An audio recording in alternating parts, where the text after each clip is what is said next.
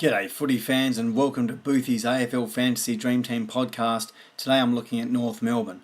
Before I start, I just want to call out to Branny who made a comment on my podcast from last night, the Gold Coast.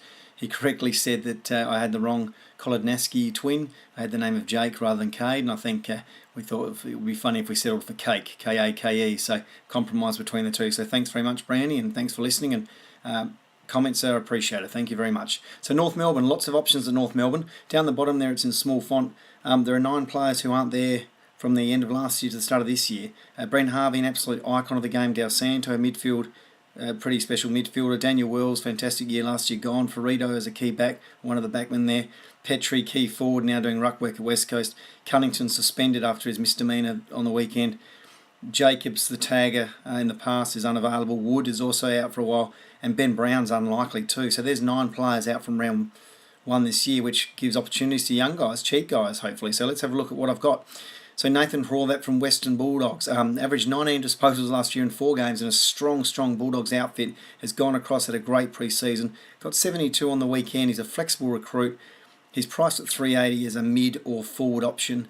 Probably could be a plus 10 or 15, so could be a good one to get on board with. Sean Higgins always has a good pre-season, has got 91 and 86 in the 2 games so far. Only 9 matches last year, but will get more opportunities in the midfield based on those retirements and players moving on. 17 disposals per game and 11 goals for the season. But as a forward option, he could be a good, viable choice, and he could average plus 10 or 15 as well. Trent Dumont's an interesting one. He's 21.7 years of age right now, so nearing 22. Only 20 matches in his career, but as I said, because of Wells, because of Dal Santo and other players like that. Is this the year he shines? Well, on the weekend he got 107 in JLT2, a major score, well over 20 possessions. And 12 games last year, coming into his 3rd or 4th season now, 17 disposals and 5 goals, but with lots more opportunities. And at 457, he could well average an extra 5 disposals a game and get his price right up by 100,000 even. So he could be one to consider as a special. Todd Goldstein has been a gun in 2015, the pick of the ruckman in the comp. Probably then, has had a couple of leg issues late in the middle of last year and early this pre-season as well. 22 games last year, just missed the 1, 14 disposals and 20 goals, so he does kick goals.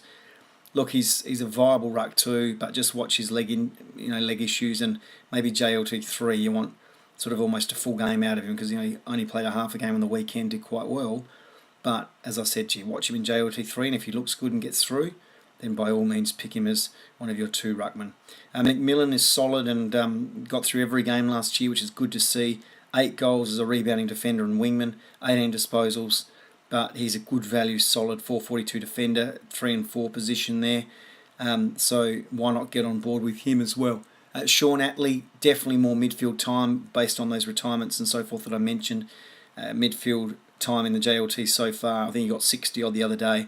But all 23 games as well, been around for about 4 years now or 5, 17 disposals and just the 1 goal. But as I say, going into the midfield now, that you can pick him as a D4 or 5 at a good price of 356. So he could increase that up to 450. So be a plus $100,000 player this year, Sean Atley. And the other one, of course, is Vickers Willis, who at 21 years of age, he's been on the list now, it's his 3rd season. He will get an opportunity, it looks like, based on Ferrito now retiring and other changes at the club there. So at 150,000, obviously if he's picked in round 1, he's averaging 62 already in the JLT, and of course as a D6 or maybe on your bench at D7 as an emergency. If he's in round 1, you'd have to pick Vickers Willis. He looks quite good. I won't say fantastic for him, but he looks quite good. Other players you'd pick if they're in round 1, and they will get their opportunities at North Melbourne, no doubt, compared to other clubs. Bruce as your ruck 3. He's got 69 and 76 so far, but that's on the back of Goldstein not doing a lot, so that might change. Mountford did well in JLT1 with 20 odd possessions as maybe a emergency midfielder. And Hibbert, who can pick as a defender or midfielder, got 62 and 24 disposals the other day. So again, if he has a good JLT3 and plays round 1, any of those guys down there, if they're in round 1, based on the opportunities at North Melbourne, then pick them. You might want to watch Jack Zeeble, Corey Wagner and Ryan Clark. I'm not suggesting picking them in round 1, but if they look okay and they're priced reasonably, you might use them as upgrade targets to get them in. Thank you very much for listening. Please comment, please subscribe and like me, and I look forward to doing another one of these podcasts tomorrow. There's plenty to choose at North Melbourne. Bye for now.